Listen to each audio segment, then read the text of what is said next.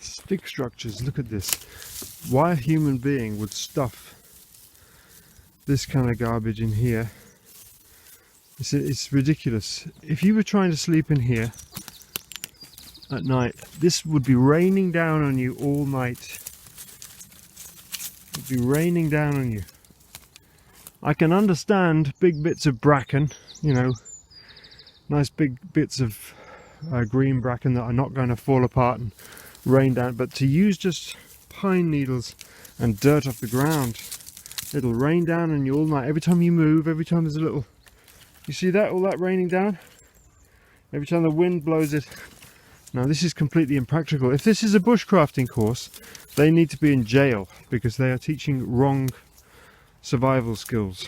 And also, how are you going to lie down in that? Look how small, look, it's like there's not enough room to lie in there.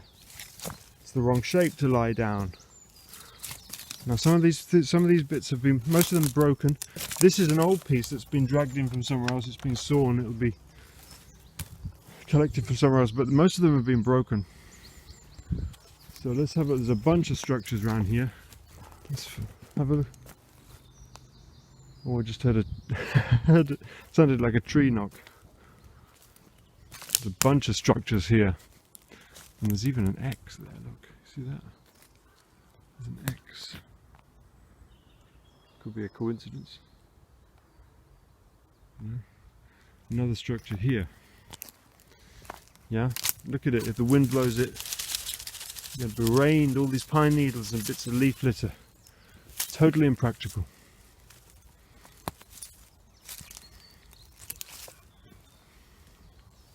So, and also if you look inside, it's not for sleeping on because it's full of logs and debris. Couldn't sleep in there. So if this is bushcrafters, they're totally inept bushcrafters who are doing it wrong.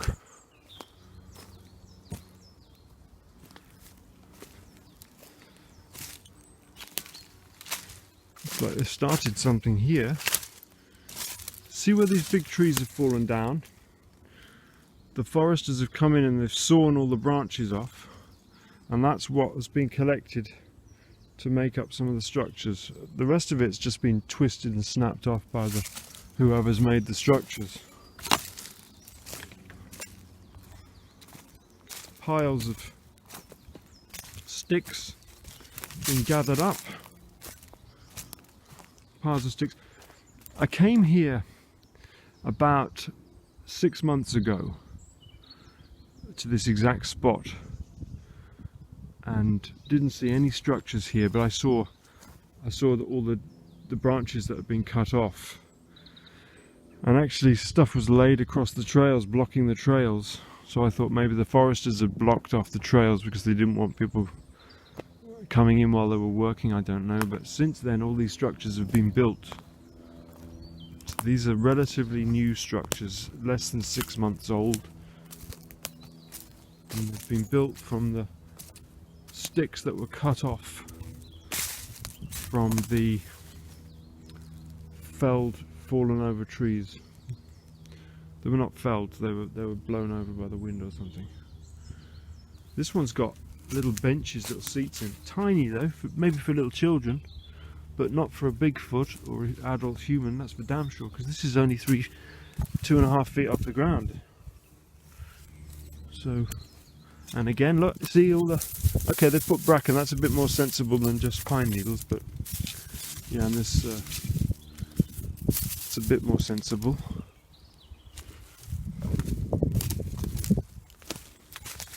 Nice little huts though, gotta say, I'm liking the look of them. Nice neat little huts. Let's have a little scout around, see if we can find anything else in the area.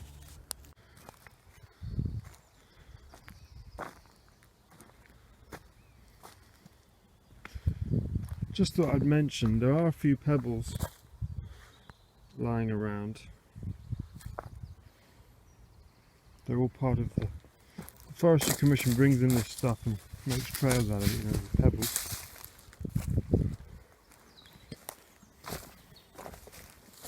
And then sometimes the whoever comes along and makes these structures is lying them about in specific places,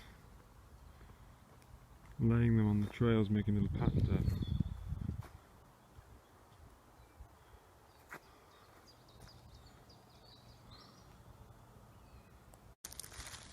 So there's the site that we discovered today.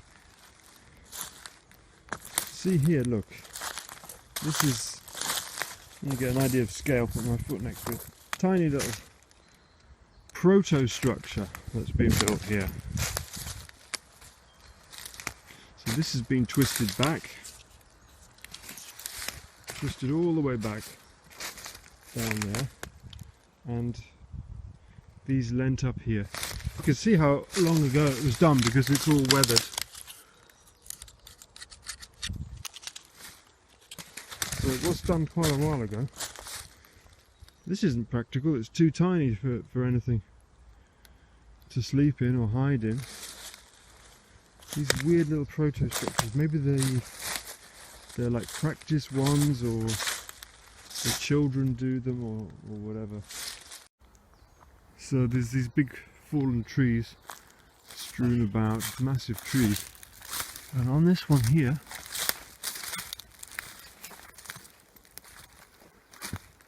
they've gathered up all the branches. These have all been snapped. Oh, look at some. That one's been sawn off. But the rest of some of them snapped, some of them sawn, and they've been laying up against. But this isn't any. Nobody could sleep under there. That's not a shelter. There's no space really to sleep inside unless you're a tiny hobbit. I knew this site was going to be interesting, or potentially interesting, this area of the forest, because when I came up here, I was just walking up here, I didn't film it, but on the way here I found these kind of things where the trees have been broken off 6 foot off the ground, just, you know, snapped over, bent over. This has been, don't know if this has been laid here. Maybe fell off from that tree and somebody put it here, or if it just fell here, but that kind of thing I look out for, and that kind of gives me a clue that there might be some structures nearby. This makes me think about Endor in, what was that movie? Return of the Jedi, with the Ewoks. You've got little foresty creatures living in the forest of Endor, in this kind of terrain. You've got Wookiees. It's all in that movie, isn't it? This looks like it's been modified. Somebody's put these here.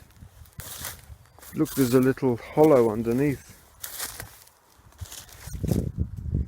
where the roots were, and they've made a little shelter on top by laying these sticks on it.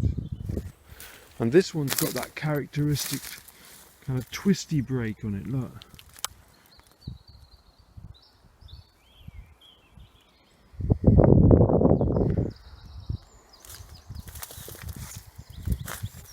So somebody's been busy. So there's the site that we discovered today. See here, look, this is, you get an idea of scale, put my foot next to it, tiny little proto-structure that's been built here. So this has been twisted back, twisted all the way back down there, and these leant up here. You can see how long ago it was done because it's all weathered. So it was done quite a while ago. This isn't practical, it's too tiny for anything to sleep in or hide in. These weird little proto-structures, maybe they're like practice ones, or the children do them, or whatever. You can see another one in the distance there. Let's get over and have a look.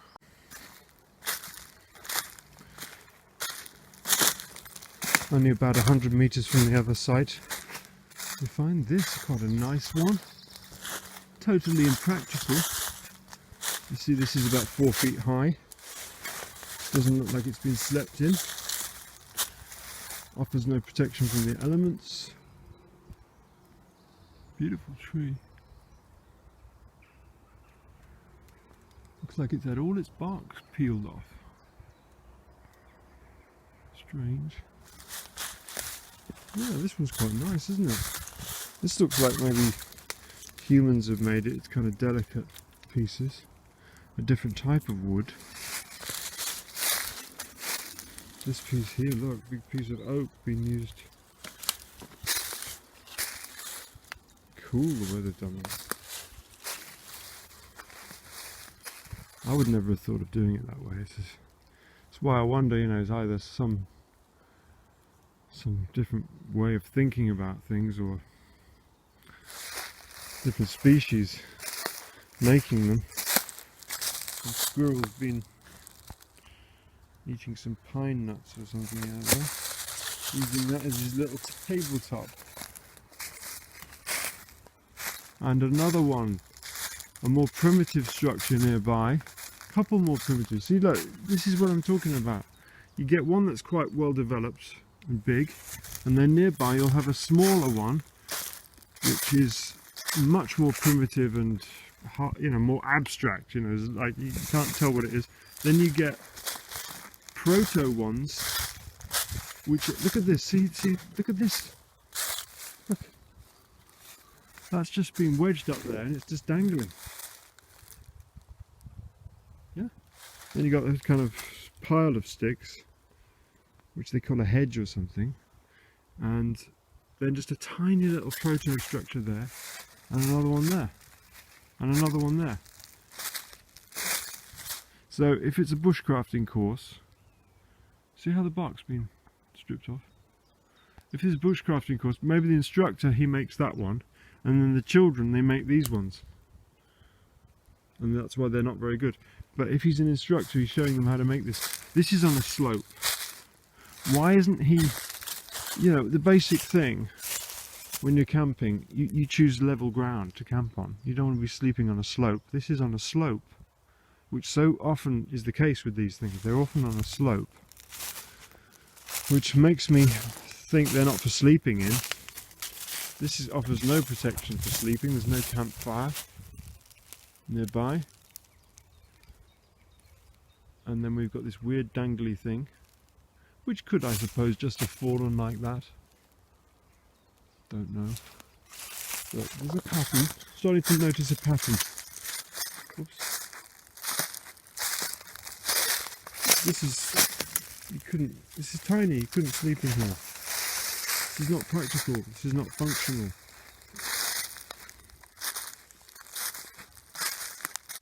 Another tiny proto-structure. I don't know what this kind of tree is, I'm not very good with trees, but they've used these for some reason. This time. Yeah, another proto-structure.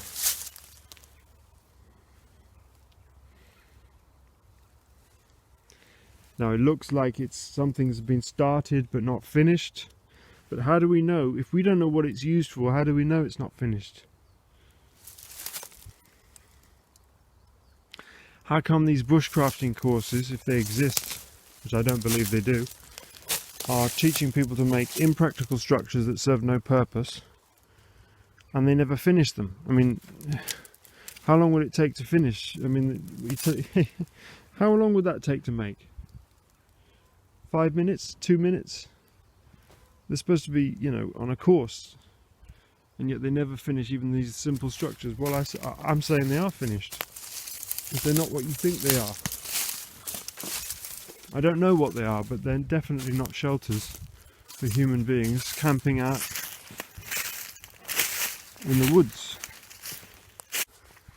Come across, just walk down this little sort of trail. We're near the Shugborough Estate, and this is pretty funky little, look, it's like a little sofa for the wood was to leave his knocking stick. Let's make a little kind of flintstone type of primitive sofa. It says here we need Ordnance Survey map beyond this point. That's how wild it is. Crazy looking place. All these beautiful chunky lumps of wood everywhere. I love all that. Wish I could take it all home. I'd like to live in a kind of big teepee structure myself, actually. If I had a bit of woodland, I'd make a giant boggart hut and just live in it.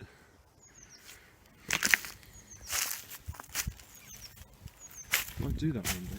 Check this out. JPTE 1880. It's been there for a long time. Beautiful tree, look at that. Gorgeous. Ancient. Look at that bit of stuff growing inside it, like a little branch growing inside. Amazing. Absolutely incredible. Look at the size of these chunks. Beautiful. I'm just looking around at these trees, the way they've grown, or whether they've been trained to grow that way. It's weird. Again, we've got this, it's been snapped off and all the side branches broken up and it's been bent over. Could be that somebody's been training these things for years, you know, as they grow, make them grow in a certain way, weaving them in with each other. Most people just walk by and think it's all just fallen that way and lent that way, of snapped off by itself. But I get the feeling that something has been modifying them, altering them. I think it was Colorado Bigfoot, or Colorado forest beings. He said that the forest that has been modified by the Sasquatch is done in such a way it makes it much easier to get around, and they're really like caretakers of the forest. They really improve it the way they modify it, and I think that's definitely true. You know? This isn't just happened by itself. He said that left to itself without any Sasquatch modifying it, then it would be just chaos and too tangled, you couldn't get through. They stomp through and they create trails and clear the way and that sort of thing by breaking up trees, thinning it out. Just a quick aside, see the way these have been chopped off with the chainsaw apparently. That one's been chopped off, that's 15 feet off the ground. So instead of chopping it off with a chainsaw at the ground, like there, like you would do, they somehow got a bloke with a chainsaw 15 feet up there, I don't know how they did that, and chopped it off up there. Why would you do that? Why wouldn't you just chop it down there? I've seen this before as well. So see that branch there? I've seen ones like that, 20 foot off the ground, that have been sliced with a chainsaw up there. Or cut with some kind of saw. I don't know how they do it, don't know why they do it.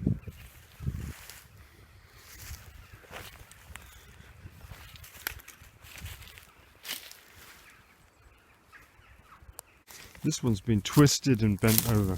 It's a big tree though. Twisted and bent over. Something's chipped away and snapped away and gnawed at that. Worked on it. Yeah, I think a lot of this stuff has been... The forest beings have dragged it and twisted it, and all sorts of stuff been going on. Where they go at night, I don't know. But we're right next door to the Shugborough Estate, which was owned by Lord Lichfield. He donated it to the Crown now, I think. When he died, you know, left it to the Crown. Someone I know used to work on that estate, and they have a lot of underground parts, you know, underground buildings, whatever you call them, I don't know what you call them, underground facilities. And there's lots of weird follies. You see that thing there? Very weird, like, you know, a lot of Hellfire Club style parties probably been going on. Definitely satanic Illuminati. But yeah, they got, and when my friend asked about, you know, what were all these underground things, they said it was for growing mushrooms. But my friend didn't believe them. Said there was some weird look in their eye, like, don't ask any more questions. So could it be that these things are being protected by the elite? Maybe they are the elite, these forest beings. That it could be that they're the wild type humans and that we are the domesticated farm animal version. That's why we're so relatively weak and feeble compared to them. They're so much more resilient and you know, like a wild boar compared to a domesticated farmyard pig. That's why they rule over us so ruthlessly, because they just think of us as a sort of pathetic variety, just for like a slave variety, like a subhuman.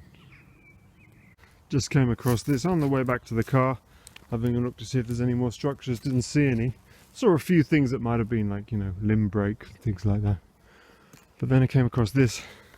Not much of a thing, but somebody or something has placed all these sticks here, wedged them in that little groovy, whatever you call it, and brought that in, I think. Unless it's, yeah, that's been placed there.